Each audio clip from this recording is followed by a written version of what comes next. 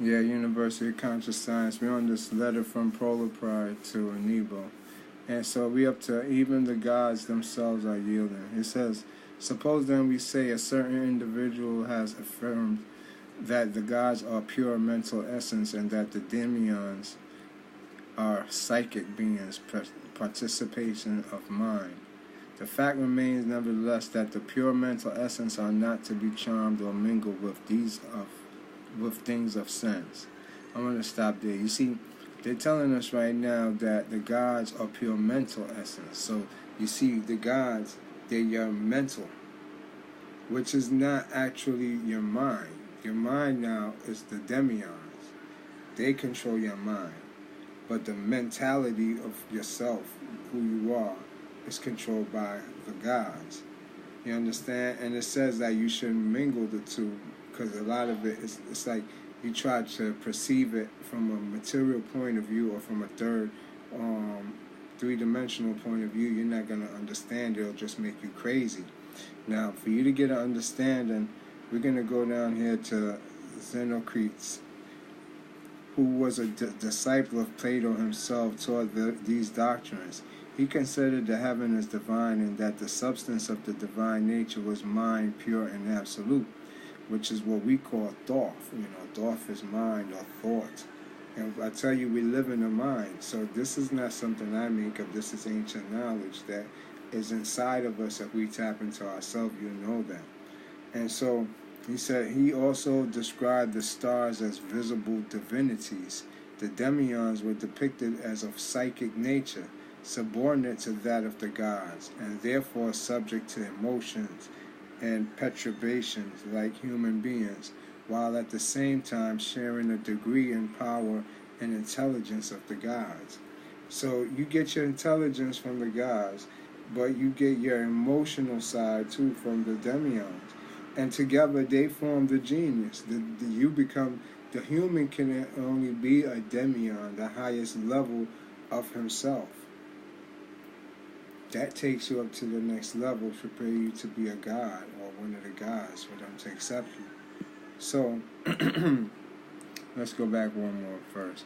The last line he says now, and that the supplication which are offered are entirely foreign to this purity of mental substance. But on the other hand, the things that are offered as to sensitive and psychic natures. And so you see, you offer one for the gods and one for the demions.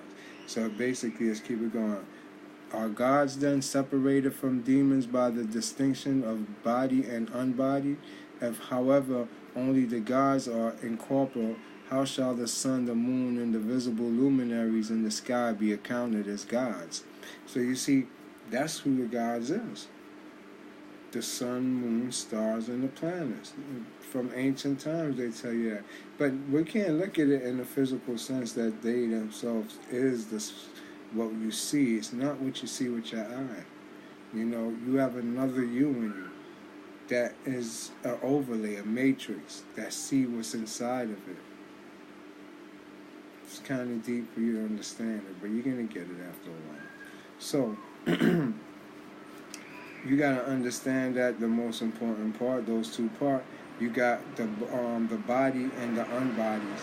The unbodied is more your ethereal self, which controls the body, which now is governed by a nervous system that the demions have a lot of control over because it's psychic.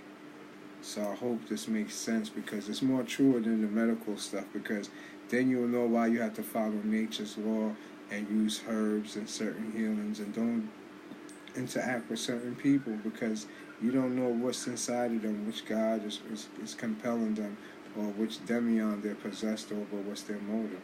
So this will teach you how to guide you back to the real God you, and to get your powers back. And in it, you become twice born. Twice born, you would say, give you the double vision, 2 eyes.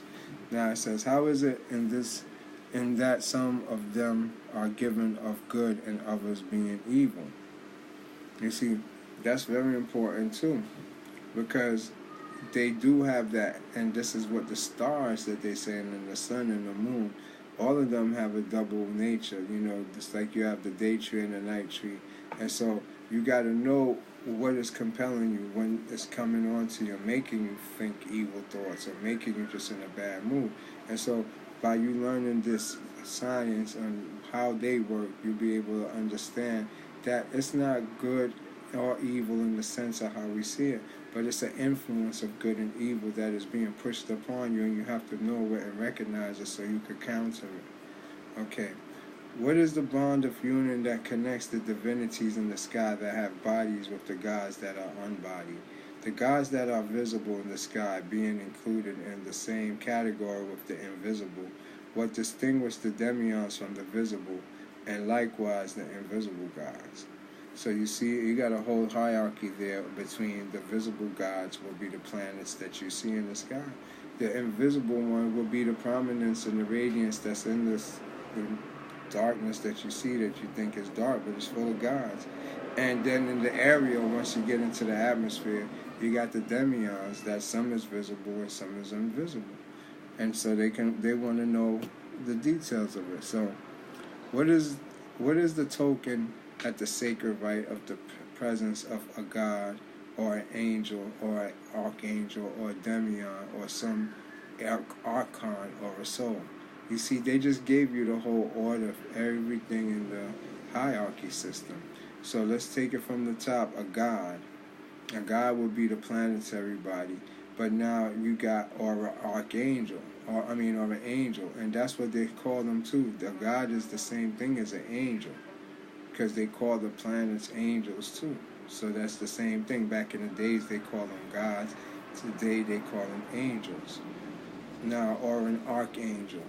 Now, an archangel is going to be the 4 squares like you have here.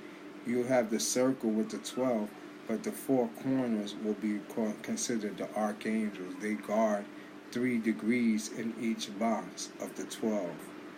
You understand? So they was given the names of Horus's 4 kids, the 4 children of Horus. Also became now the 4 cardinal points, and also the 4 gospel writers. It's all the same science, but it's just how they try to confuse you with the interpretation. Alright, where are we up to now? For it is common thing that the gods and the demions alike, and with all their superior races, to speak boastfully and to project an unreal image into view. Hence the race of the gods is thus made to seem to be in no respect superior to that of the demions. So you see, let's keep going further. It is also acknowledged that ignorance and delusion in respect to the gods is irreligious and impurity, and that the superior knowledge in respect to them is holy and helpful. The former being the darkness of ignorance in regard to the things reverse and beautiful, and the latter the light of knowledge. The former condition will cause human beings to be beset with every form of evil thought through ignorance and recklessness, but the latter is the source of everything beneficial.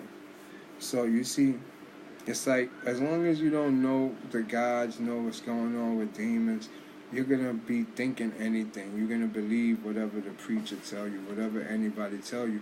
But is it true? That's the question.